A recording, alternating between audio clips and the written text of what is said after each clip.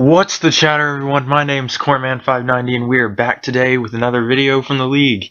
Now, I've been gone for a very long time, and yeah, I kinda failed to upload my week 2 battle, but that's because I had a lot of stuff come up. I've been working with geometry and had to do some other things. Sorry if I'm talking really quiet. I got like people in the background doing things, and I don't want to interrupt them and crap. So yeah, that's what you get when you live under a roof with like 4 other people. Anyway, this is week 3 of the UPA, and I'm going to review my team first, and then I'm going to hop right into the battle. Then I will show you the replay. Now, the battle has already happened, and I know the outcome. I'm not going to spoil it because we will jump into it later this week. But next to that, I'm going to review the team, and then I'm going to find the replay and show it to you guys. Now, my week 3 opponent is CyberStrike, and CyberStrike is... He and I, at this time, were both 0-2, and whoever would win this battle would finally not be on a losing streak. So either way, one of us was going to benefit from this win, and we'd probably start a win streak from it. Now, I looked at his team, and I noticed a lot of things on my team that like this, and that is Chatot, Sableye, Whimsicott, Slaking. That's not its nickname anymore, it's something else you'll see, because I'm planning on uploading my week 4. I already did my week 4 battle too. It's just I'm going ahead and getting this in. And Milotic, Talonflame. Now, I didn't really go over their names that much and what they have significance. Chatot's called the Apex because my Chatot is more superior than other Chatots. And all of these other names are named after my friends. Like, this was named after my friend Sableye. This was named after my friend Shiny Milotic. And this was named, and I just made these names up. This is a meme. If you know me personally, I probably would have already told you what this meme meant. It's not the name anymore, it's something else that I think's even more funny, but some people liked utters better. But either way, it's still hilarious. So we're gonna get into the team comp. Now, ooh, crap. Pardon 1 second, I need to get the stat sheet up. Okay, we're finally here now. So after that, I have the stat sheet right here, and we'll jump back into the team builder in a second. Hopefully the interruption during the video won't bother you that much, but I'm going to basically say what I liked about my team, what I liked in his team. I don't really like doing separate team builder videos. That doesn't really suit my liking that much, but other than that, I think it's a really cool thing to do just to have the team ready. Like, if you do post-com, you can just show what your mindset was, and you can show what your opponent's mindset was. Now, luckily, we don't have to scroll so much, so his tab is literally right next to mine, and there we go. His loaded up. Now, here's what I like about his team. It is so good on the offensive side, and he has a lot of shenanigans he can run. Like, he has Mew, which can run any move in the game, minus Chatter, and yeah, there's a fun fact for you. Chatot is the only Pokemon that can learn Chatter in this generation. Oh, there we go. Chatot's the only Pokemon that can learn Chatter. I'm Chatot. Anyway, basically, with his team, I was afraid he was going to bring a lot of setup, because if you look at his team, that's really what it is. Gastrodon can set up stockpiles and wall me out. Feraligatr can set up Dragon Dances and Aqua Jet spam and Water Jet spam and Waterfall spam. He has Escavalier. If you guys remember the Corman's picks on that thing with Ed Craze, this thing hits hard like a truck. It's not going to go down so easily. And it can take most of its 4-time weakness hits. Well, it only has 4 times weakness, and that's fire. It can take that pretty effectively if it has Assault Vest, and it was a special fire type move. So this thing could easily stop Chatot from running over his team. Now, a quick thing I like to know about his team is that it is very fast. So I was debating having a Chatot lead or not, but since I was so desperate for a win, and prior to this battle, Chatot had, let me remember the statistic, 12 out of its it was 8 out of its 12 battles. Confusion had hit for 10 out of the 18 times, or 10 out of the 14 times. But I was like, okay, Chatot is on a roll, so I should probably bring Chatot to this fight. And this is not in just leagues. It's in standard battles. It's in the battle spot. If you guys remember to that, I was like, oh my god, Chatot just got three O's in a row. This was on battle spot one day. I was blowing off some steam, and I just wanted to see Chatot put in work. He got three O's in a row, and on all 3 of those battles, every confusion hit and mattered. So it was really insane. And I think 2 battles after that, it got another confusion hit, but this one, the boom burst this time is really what finished the battle, and it got 2 confusion hits. So it was really fun playing around in the battle spot since Chatot's dominating in 3-0. But back to the thing at hand, which is CyberStrike. Yeah, he has a lot of things that could stop Chatot lead, but I was like, you know what? It's doing so good right now. Can't fix something broken. So I decided to lead with it, or, well, crap, I'm already getting to that. So I'm going to decide to make it my lead, and yeah, that's basically what it is here. That's why I have it right here, because, like, okay, what do I want to lead with? I always want to start with the things I lead with, and maybe do things like, okay, what's a good lead? Okay, this is a good lead. I also like to switch it up sometimes and maybe put my win cons first and then make my battlers second, who are going to be necessary for the win cons to win. So that's how I like to battle. Another thing I noticed about his team is that Mega Sableye could freely set up on it, minus his, I think Gardevoir would have given me trouble since it's a fairy type, and Conkeldurr, since it has the Guts ability, burning it would have not been well, but I still would have been able to take it, which is why I ran Max Fizdef on Sableye. So that's why I felt like Sableye was going to be another huge factor to this game. Now, if you look at his team again, he also has a weakness to Whimsicott. But not just the standard, well, yeah, this is pretty standard. Not just any specified Whimsicott, though, just the standard Whimsicott. The annoyance of Substitute, Moonblast, Leech Seed, and Energy Ball. This was basically, if he never got a status on me, this thing would have easily 6-0'd the game and possibly just sat there winning off of the Leech Seed stall and then getting chip damage on whatever he could throw at me. So I knew Whimsicott was also going to be really huge in this game as well. Now, I also wanted a huge win condition and someone who could hit his team pretty hard. This wasn't for anything in particular, but Slaking is so good in leagues. I have no idea why he isn't in a higher tier in the league formats, but it has all the elephants. It has every elephant in the game, guys. New meta confirmed. It has all the elemental punches in the game. It has huge attack power. 160 on the attack, 150 on the HP, 100 on the defense, and 65 on the special defense. This thing is stupid. Like, this shouldn't even be allowed. Unfortunately, it has the ability Truant, so that's basically going to make people not want it because it doesn't move on turn. But basically, I wanted to run Slaking as a revenge killer, so if something died, I could retaliate and it would kill pretty much everything. If I predicted his switch into, like, let's say, a Escavalier, I could Fire Punch and that thing would die, since if it's Assault Vest, it's only going to be able to take specially offensive moves and not physical. So that's what I was thinking. So Slaking is another huge component of my team as well, if you look at it. Nothing switches into Slaking's returns. Nothing. The only thing that does that is Gastrodon and Escavalier.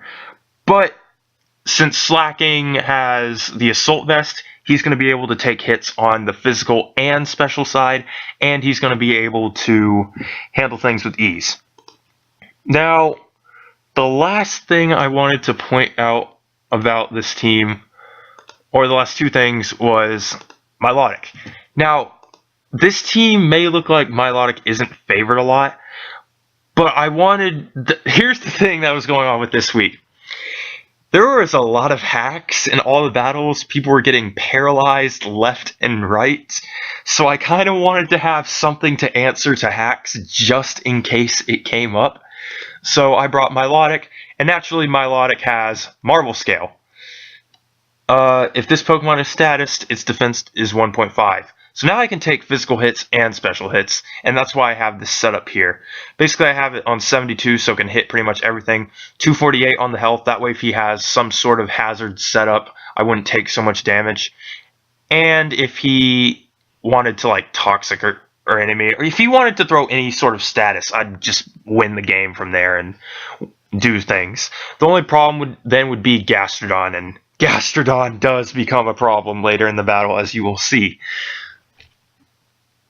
Okay, so the last thing we have is Talonflame. Now, Talonflame, if you guys remember the Corman's picks, we talk crap about Talonflame, but let's admit it, Talonflame is a really reliable Pokemon when it needs to, and when you're 0-2, you're probably going to do anything you can to win. So, I was thinking, what really beats his team? Okay, setting up with Talonflame because I get priority and nothing switches into Brave Bird after one Swords Dance. So Talonflame's going to be another Pokemon I want to wait to use. Basically, the key to winning is to conserve your win conditions. That's a tip from me right there. Conserve your win conditions and you will be alright. Now, you still might have to make a few predictions every now and then, but conserving your win conditions is all you got to do. Alright. No. I don't know what to say now, but anyway, that was my team comp. He has a really good team, and even though he's yeah, as you can tell, he lost his that's kind of a spoiler. Anyway, he lost his 2 battles, and we were 0-2 at the moment, but other than that, it was a really good game. I liked how he played. He never gave up. I like battlers who never give up at the end, even if they still have a chance to win. But hopefully you guys will enjoy the battle that's about to happen. I'll catch you there in a minute. Alright, we are back, and we just got the replay, and we are getting ready to show it. Yeah, I don't know why it's on his side. I'm going to have to do something about that.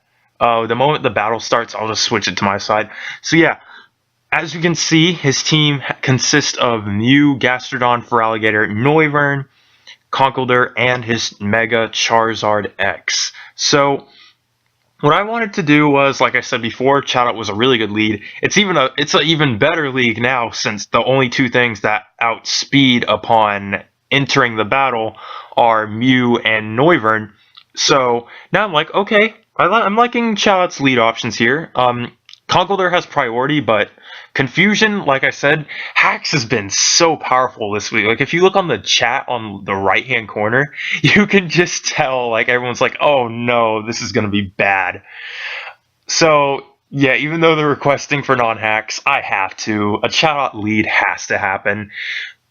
I'll let you guys know on a quick fact, still from this season, every single time Chatot has led, I am still undefeated with it.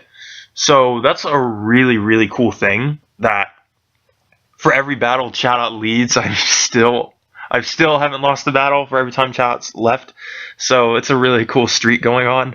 I don't know why it happens. Maybe it's just Chatot empowering the team after it goes down. It's like, now finish what I started, as you will see in when I start the battle. Okay, so I'm going to start the battle, and then I'm going to pause it on a few turns, because I do need to explain some things, because it was a little weird.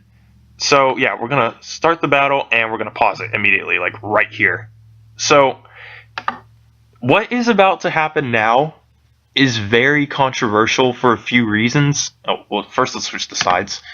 It's very controversial for a few reasons, because he has this moveset, and yes, as you can see right there, he uses Thunder and he basically misses. Now, I do want to pause it. Can you let me pause? Alright, there we go. Oh god, I think the replay is messing up. Anyway, let's just reset it if you missed it. So, Yeah, basically he led with Mew. He used Thunder, as you're about to see again. He led with Mew, and I led with Chatot, and he wanted to get rid of Chatot immediately. Like, because I think that Mew was his rock setter. But unfortunately, Chatot evades the Thunder, and yeah, you can already tell nothing good can come from a missed move, especially on a Pokemon like Chatot. Chatot loves to hit you with confusion, and it loves to set up on your face after that. So, the good news for him, he outspeeds Chatot. That is one way to check it. Another thing you need to do is to break through its confusion twice in order for it to not sweep through your entire team. And considering how you are already fast, that is going to be a huge advantage for him. Now, unfortunately for him, he used Thunder. No one liked that play. They felt like he should have just went for the Dazzling Gleam, because I have seen the set. He is Dazzling Gleam, Taunt, Stealth Rocks, and I think his last move was, yeah, like you just saw, Thunder. So everyone was like, you should have ran T-Bolt, because then you would have hit Chatot, and Chatot wouldn't have done what you're about to see to his team. And yeah, personally, I think it's okay, but if you want to gamble with the 70% move, it gets really risky at that time. But that's more likely to hit than Chatot's confusion. So it's kind of odd seeing the confusion hit more than once, and Thunder just like misses so many times. But I really think the percentages are jacked that you're about to see. So I get my chatter up, and that does not mean anything good for him. So, like I said before, Chatot has been on a roll with confusions of the last few weeks, and it begins. Chatot's first confusion hits. I'm going to Nasty Plot, and now if this next confusion hits, oh no, it's not going to be good for him, because now he has to sack something off. Oh no, the next confusion hit. Now Mew is going to go down. So, the problem with this right here is now he has to sack something off in order to get rid of Chatot. He plays it smart. He knows his Noivern isn't really useful in this fight. If Draco Meteor would have missed there, I really want to say this probably would have been a 6-0. But we're going to just get the Noivern down, and we're going to have a 6-4 lead start, which is really good. This is why I like Chatot for, because it has the power to put you up at a huge lead advantage. So now you basically, yeah, as you can see on the right, I'm basically like, I was going through a rough time, and just seeing Chatot do that was enough to put a smile on my face. So I send out my Whimsicott, and just to test out the waters to see what he's going to do, since Whimsicott, I can send it on something else, and it will be a-okay. So now, knowing that he has Poison Jab, I want to switch out into my Milotic, since I know Milotic can take anything he wants to throw at me. So I send in Milotic, and now he's going to Poison Jab. I take that really well. I was hoping for a Poison right there, that way I could tank whatever he threw at me next, but unfortunately that didn't work. I had Citrus Berry here to take on things like this and to get them out if they wanted to set up. So there goes his Conkeldurr. That was actually a really good play on my part. I'm glad I did that, because now I could freely bring in Whimsicott now on this and finally get my sweep going. Unfortunately for me, though, CyberStrike knows what I'm doing. He's going to go for Toxic, and now it begins with me to get as much as I can with this. So, as you know, Toxic does more damage over time, and he's basically gonna Toxic stall me right here with the constant switches. So now I need to basically do as much damage as I can with Whimsicott, because there's no point in having it out anymore, since it's already Toxic. So I'm going to sub up, get my sub stall and my leftovers recovery, maybe even a Moonblast if I can. So after that, Toxic is going to do more damage. As you can see, one of the spectators said that it's cancer. I do agree with that. Sub Leech Seed is kind of cancerous if you look at it. But Chatot counters it. I mean, let's be real here. Chatter breaks through the substitute. So I think he made a misplay here, because I didn't have anything else to do. So I was going to Moonblast his Conkeldurr and do as much damage to it as possible. And that really hurts him, because now Conkeldurr dies to anything. So, this is where things kind of get bad for me. I send in my Milotic, and unwillingly enough, I forget that it has Thunder Punch. I also forget that the Hacks has been very bad this week. I'm going to get paralyzed. Now, I actually liked this because now I'm like, alright, this is cool. I can live another Thunder Punch. That would have been the case if that didn't happen. So, I wasn't really mad by it since I kind of got two confusions at the beginning of the battle. So I'm thinking, yeah, the Hacks is pretty balanced. It's making this fight even. So I send in my Talonflame. I really should have done that first, just paying attention to the Hacks this week. But to be honest, I don't think Milotic would have been able to do anything else to that team. So I think it was a reasonable sack. So now Talonflame gets its second career kill. I think it gets another one too after this. So I'm going to send in Sableye, and I think Sableye. And this is going to be another turn. These two, this isn't the last two. Last time these two will meet up on the field. You'll see it a lot later in the battle. So I'm going to recover and get my win condition going. Now, Sableye is the ultimate win condition because he can do these things. He can set up, and he can sweep you from there. He can't be taunted, and he can't be roared out. Now, here is where CyberStrike played very, very well. He knew that Sableye was going to be able to set up freely on him, and he was probably worried about a burn. So knowing that, I did not go for a burn. Instead, I go for recover. And I also go for the Dark Pulse right here, because I know I need to do as much damage to Mega Charizard X as much as possible. So he's going to take a lot of recoil damage, and now I'm going to Dark Pulse in order to take it down to enough. Now, I know he's going to Now, he has to Flare Blitz again, otherwise it'd be bad. Now, people will also say that Dragon Claw was the play here. Oh, we just froze for some reason. Basically, he Flare Blitzed again, and Talonflame took it, and now Talonflame will get its second kill of this battle. Talonflame has done really good this season. I'm really proud of it. I named it after one of my best friends because Talonflame's just its personality suit is my friend's personality. So here's where things get weird. I roost up because I predict him to go and try to wall me out like that. And then I become arrogant, I set up a Swords Dance, I get greedy, and unfortunately, I forget Gastrodon is the cocaine police. He will find your drugs and he will kill them. So now I have to send in my Blackjack, and like I said before, this was not the last time these two would meet up. So he's going to switch out knowing that his Gastrodon is his win condition at this point. And I know that Slaking is my win condition. So he's going to switch out and he's going to go into Feraligatr. Feraligatr is going to Waterfall. It is not going to do much to it. Now he needs to basically set up in order to win. But just watch this. This is stupid. So now I know I need to set up right here or at least get a recovery. So I'm smart. I don't go for Calm Mind and I go for Recover to put my health at max to survive whatever he wants to throw at me. Now, since his attack got butchered in half, right now he's at not 0.5, he's at 1.5 or something like that. But now I can just keep throwing out Dark Pulses and he's going to keep whittling down. Now, everyone also thought if he would have kept using Dragon Dance, he would have beat Sableye and possibly Slaking.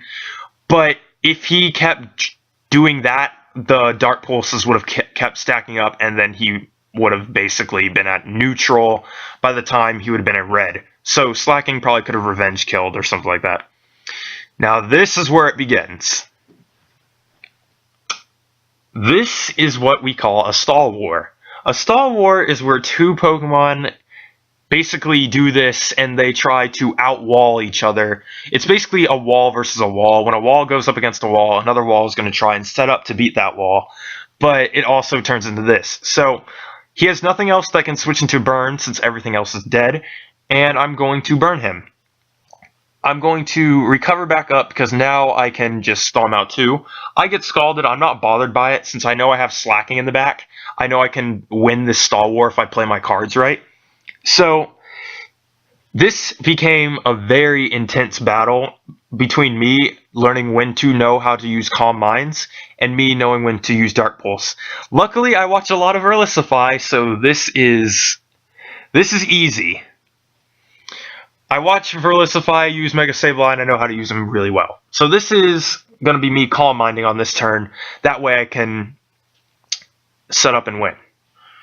After that, I think it just turns into a recover.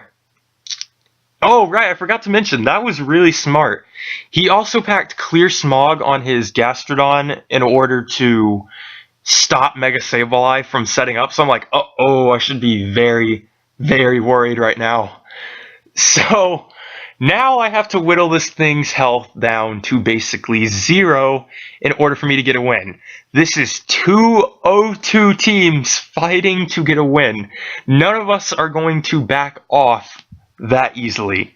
So I'm doing my best, and Sableye is doing his best to keep the team alive and the 1-2 streak going. So Sableye, he fends off pretty well. I know he's going to recover this turn, so I believe I recover with him as well. Now, if you guys didn't notice, Sableye is starting to lose the Stall War because now I'm losing health on the burn, and he's also losing health as well. I have a 2% advantage over him, but over the time, he's just going to keep scalding me, and I'm going to die eventually. So now I know that crit did not matter. I'm just going to go ahead and say that because later in the game you're going to see he'll get to red anyway, and Slaking could have easily killed at like that percentage he's at right now if Sableye died. But none of the crits you see right now do matter, especially whenever it's 2 walls going up against each other. So now I'm starting to see, I'm not winning the Stall War anymore. I need to do as much damage as I can. So I throw out a Dark Pulse knowing I still have my lead on him and that Slaking can kill from that range. Now I'm going to recover up because I know he's going to recover as well, because if he kept his Gastrodon at that health, Slaking wouldn't have been able to win, basically. So he's trying to get as much health as possible. Honestly, if I had Giga Impact, I would have already I would have just switched out on the recover turn, to be honest, because then it would have been easy like that. So that's that. Yeah, what's up? Help me set the table. All right. Ready. That's that, and hopefully that interruption won't hurt the video that much. Anyway, that's going to be it. I'm going to keep stalling him out with Gastrodon. If I just keep Dark Pulsing at this point, he'll be at a killable range because now I kill at this point. Now, as you can see, people were thinking he choked because he didn't kill the Sableye, but Survive found out, and he basically kept saying that's not how you kill it. He knows he has Slaking in the back, and Slaking, since he just tried to kill the Gastrodon right there, Slaking kills. Slaking wins this game. Slaking wins this game. Oh my goodness. We're gonna get a win, guys. We're gonna get a win. It's finally happening. And thus it begins. So that was the battle. Thank you to my opponent, CyberStrike, for never giving up and letting me have a really intense match. And I hope you guys enjoyed this battle. Slaking is an ultimate win condition. Don't let his ability fool you. He will screw you up. Anyway, guys, that's about it. Hopefully you all had a nice day, and I will see you. Leave a like and subscribe. Oh, yeah, I also forgot to say this, and this is like a partial update.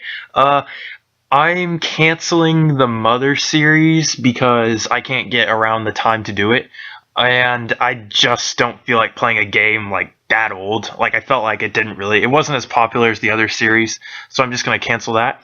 Also, I am open for battles again, so if you want to challenge me in the comment section below, go ahead and do that. And that's all I wanted to say. I might start playing something else if I can find it. Like, I might play, I don't know, another Mother game that I actually enjoy playing, because Mother 1 really wasn't that enjoyable after a while. So, thanks for sticking with me, guys, even though I haven't been uploading that much, and I hope I get to see you all in the near future. Peace out. For real this time.